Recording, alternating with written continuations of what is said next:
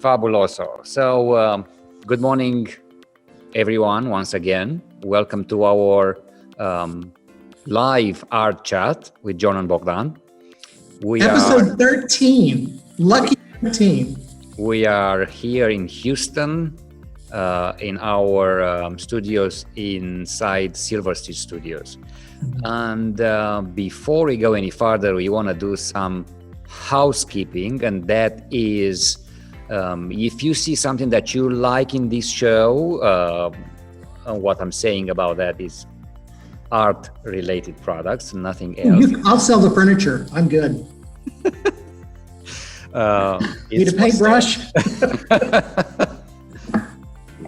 Also, yeah, I'm single though. I'm definitely single. If anybody needs to. Okay, great. So, make a bid. We'll work it out. And we also can ship anywhere in the world. Anyway, so if you like any piece of art that is presented in this show, please get in touch with us. We'd like to find a great home and a great collectors for whatever we introduce to you. John, anything else I forgot? Well, just kind of a reminder, if people have just come in on Facebook, if you're on Facebook, welcome. We can't see you because we're broadcasting on Zoom. So if you'd leave comments for us, we will check them later. We can't see them live, so we're not ignoring you. We just can't see you at the moment, but welcome. Great. So next bit of is we just gonna share with you a sneak peek of what are we going to present today. And these are John's two pieces. One is Riverbank, the other one is called River Crossing.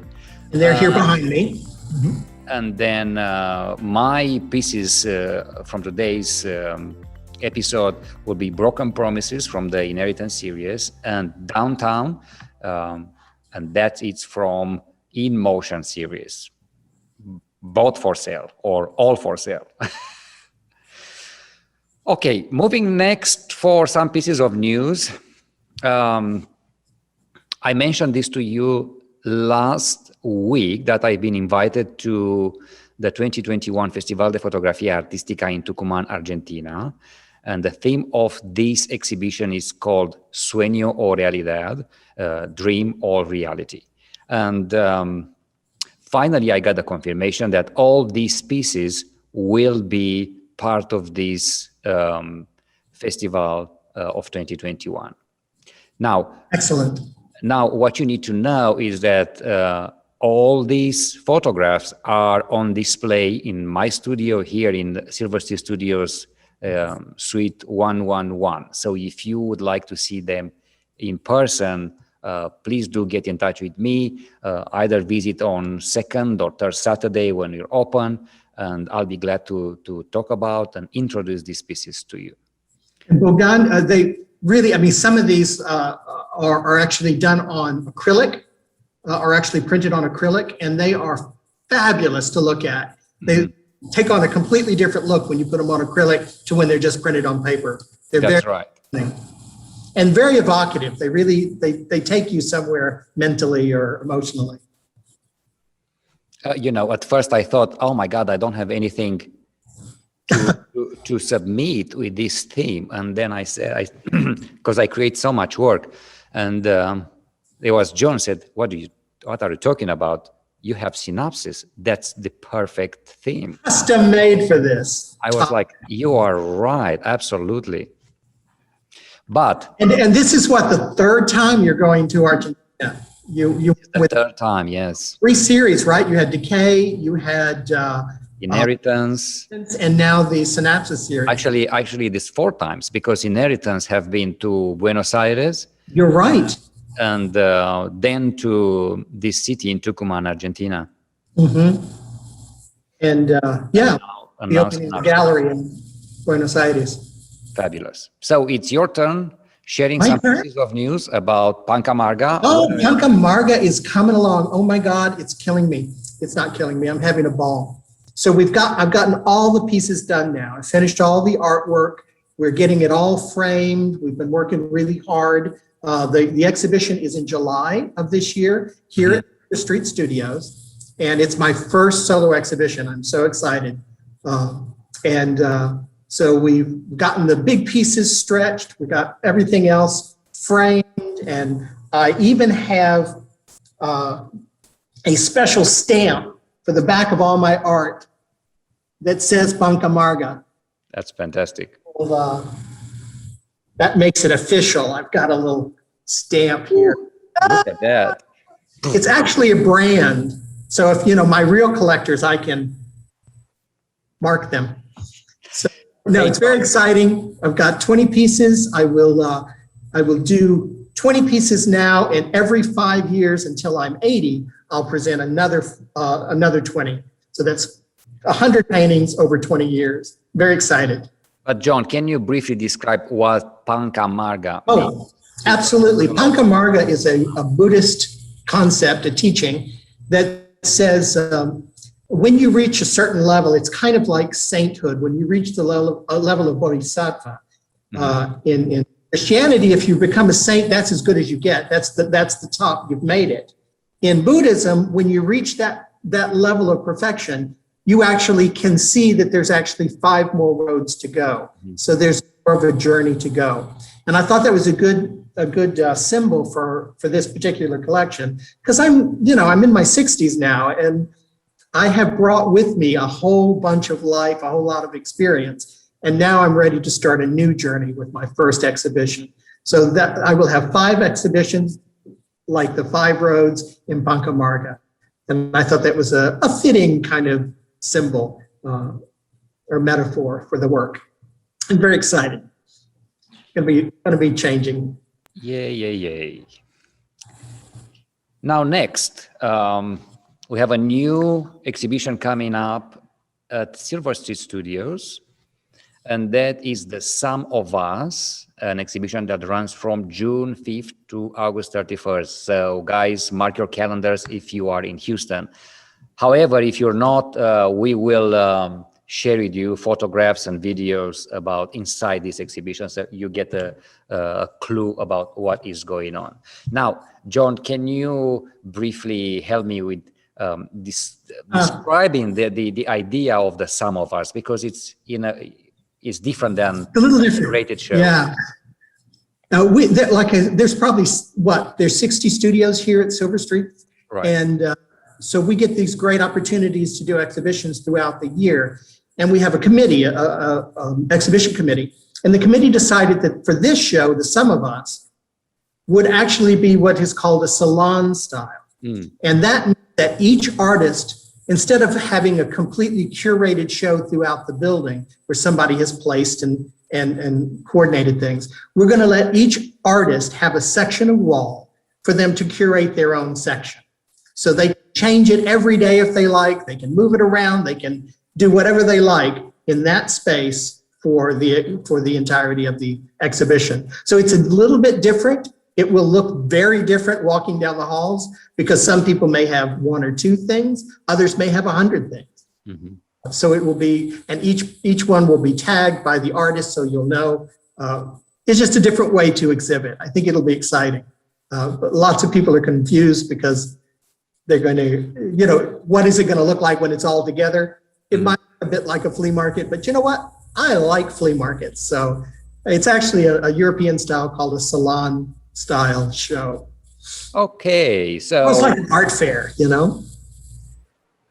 So we still have the 10 by 10 sale, again, in the same location, Silver Street. And all these pieces are 10 by 10 inch wooden board. And each of the artists came up with their style and an idea. And all these paintings goes for 125. And a portion of the proceeds will benefit the shelter Friends for Life here in Houston. And though in the screen, a no-kill animal shelter. On the screen here, you have our pieces still available. And John, that's Moonrise, and mine is a photograph mounted on this wooden board called Barmaid. So if you guys are interested, please reach to us and let's help a good cause. You know what? And you can't say I don't have a style. Look at Moonrise and then look right behind me. Yeah. They look exactly No, they're not exactly the same, but they're certainly similar. So now, follow us on YouTube. Always a reminder. John, you want to talk about your channel quickly? You bet. I've opened my channel for, gosh, I'm on week 18, I think, since January, basically. That was one of my goals for this year. So I have a weekly blog, a weekly vlog, a weekly podcast, and video podcast. And it's all, I'm dumping all my content there. So it's a way to get the message out, get more out about me, and build some actual content out there on the web. You are a one-man show. Well, you know, Bogdan helps a lot, but I'm learning how to do the editing and stuff by myself, which I never thought I could learn. Anyway, if you get sick of John, you can always follow me. My YouTube channel, it's the same as my name, Bogdan Mihai. It's actually, I'm sorry, there is a mistake over there and I haven't corrected, but I will right now because people can't remember my name, Mihai, M-I-H-A-I. Anyway, so what I'm trying to create in this in my channel, it's actually a workshop how to photograph your own things, and I'll share with you. Those are, you know, field photography, and I'll take you to a journey and show you how I photograph a thing, and I'll take you from the beginning all the way to the final print. And so Bogdan, there are literally thousands of folks out there who are doing video photograph tutorials. Tell us a little bit about, you know, why is yours different? How is yours distinct? Why is my better? You want to say yes? And better. I think it's a lot of videos out there. Some of them are very good. Are either technical or they are very. Their creativity, it's, how can I say this? It's, they have a particular style that I don't resonate with them. What I'm trying to share with these videos is you have to let your creativity go. I mean, yes, you can take from me parts that you like and parts of my process and adapt to your own style. Does it make sense? Yeah, and it's a different approach, I think, because you're not selling the technical aspects of photography. You're selling the artistic approach. And it's the video has a slow pace. There is a journey. I'll take you to a trip. I'll talk with you. We go in, arrive to the field, and I'll show you how I place the camera, how I place the light, how many lights, how many shots, how do I combine them in Photoshop, you know, how I feel about the final result, and so on. Excellent. Yeah, it's not just a talking head. Yeah. Excellent. Great. So it's 11:15 right now, and I think we should dig into and talk about let's get to the pretty pictures. The arts. So as I said, I have two pieces of art that I want to present today, and this is called Broken Promises. It's a roughly 20 by 28 inch photograph from the Inheritance series, and those are only 5 editions of this print. So when they're sold, they're sold. You know, I'm very attracted about architectural decay, and I thought Broken Promises has something mystical in it. You can always find things in between this rubbles is called. How do you call it? Rubble. Mm-hmm. Rubble. And you know, it gives you the chance to imagine how life was back then. And I call it Broken Promises because on these arches, they have some Latin words written on, but you know, they are in such decay that I can't made up the words, except the one in the middle is called health and happiness. And I thought, well, there's not much health and happiness right now, so the promises were broken. And what I find so mystical about this whole series is the lighting. I I mean, you've got light coming from a weird angle because there's no roof there. There's it's a gone. missing roof, yes, indeed. So you've got, and you didn't enhance this lighting. I mean, this is the way it looks. And the colors look this way as well. And here we've got three choices, right? You can go any way you want. This is a very evocative sort of painting, picture. And, you know, I was thinking, why would you hang, you know, a decrepit old crumbling building in your living room? And I think it's because it's much more than that. And it has this a romantic idea to it. You know, if you look on these classic paintings, for example, Exactly, from the romantic period. Yeah. You know, they're always going to be something, a rich architectural decay on the background, you know, and you have— It's a real artistic trope, isn't it? Yeah. Lavish life. And the second photograph I want to share with you today, it's called Downtown, and it is from a series called In Motion. And I talked about this series before. It's about my arrival in Houston as an immigrant when I was, you know, couldn't connect with anything, and I was just, my eyes were like going all places, and you can't focus on things. And I took this idea and I said, how do I create something that will convey these feelings? So this is how In Motion has been created, and this is actually one of my favorite results of that particular series, Downtown. However, if you want to see the whole images of this series, you can always access my website, bogdanphotoart.com. It's actually right here on the slide, top left, if you need to write it down. Magnificent. And I just love this whole series and the whole approach to purposefully blurring a photograph to get an impact. And I've there's nothing wrong with downtown Houston. It's lovely, but this creates a completely different experience of just being downtown in a busy urban environment. It's almost like a painting, and actually I call this painting with a camera.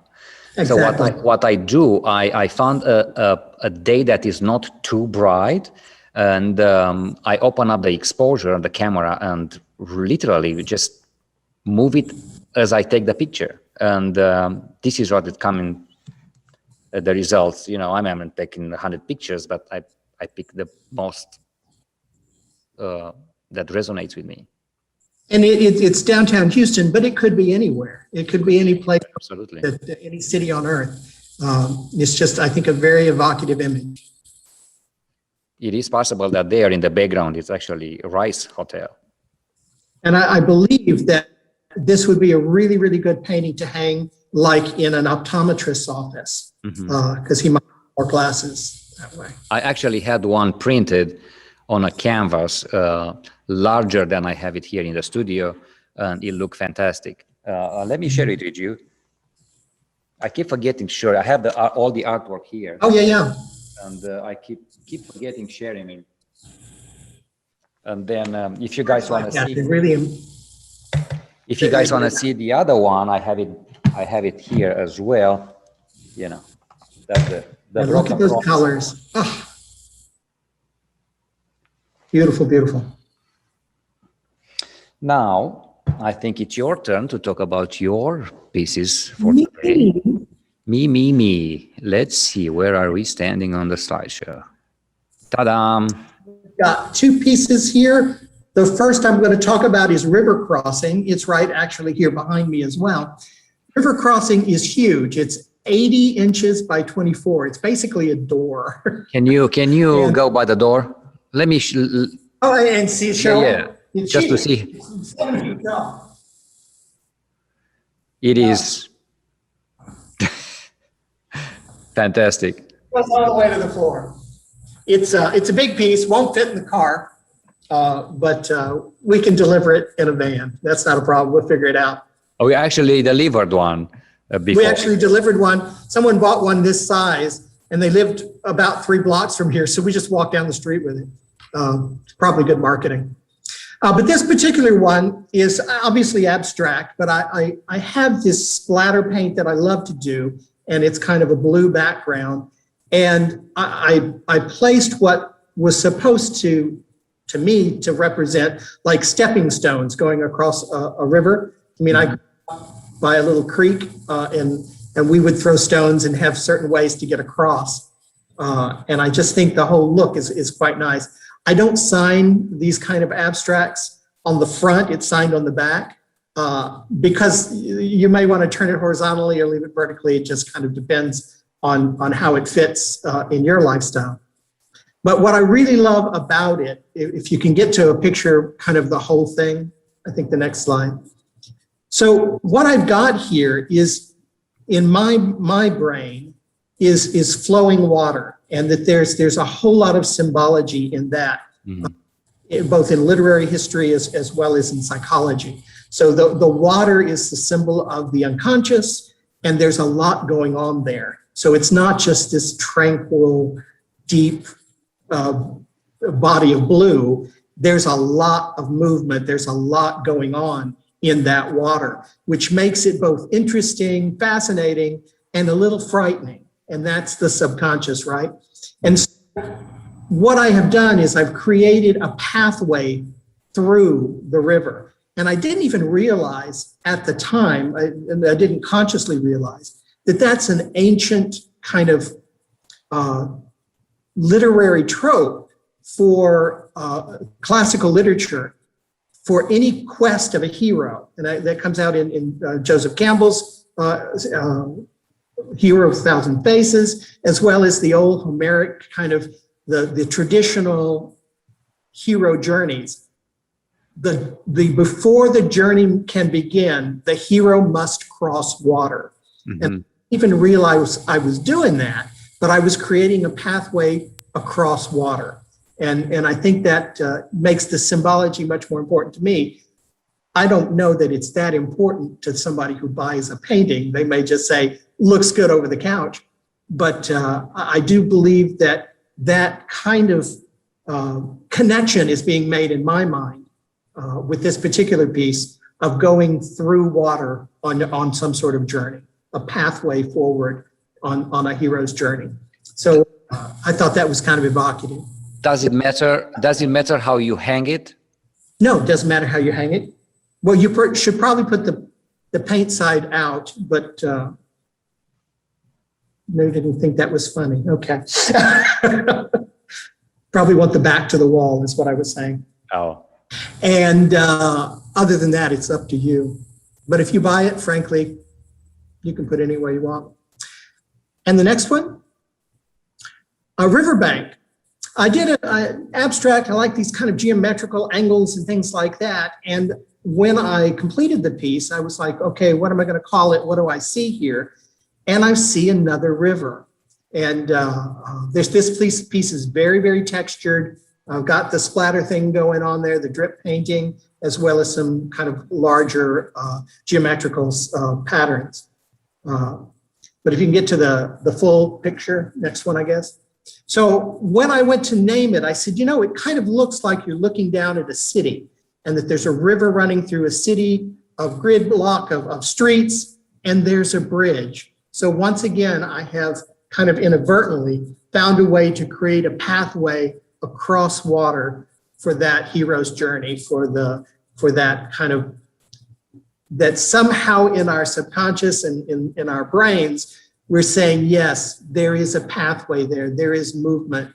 There's a way to take from this painting and start a journey of your own. And I just thought that was a nice symbolic addition to the painting. This is quite textured. It's here behind me. I don't know if I should grab it. It's smaller, obviously, than the other.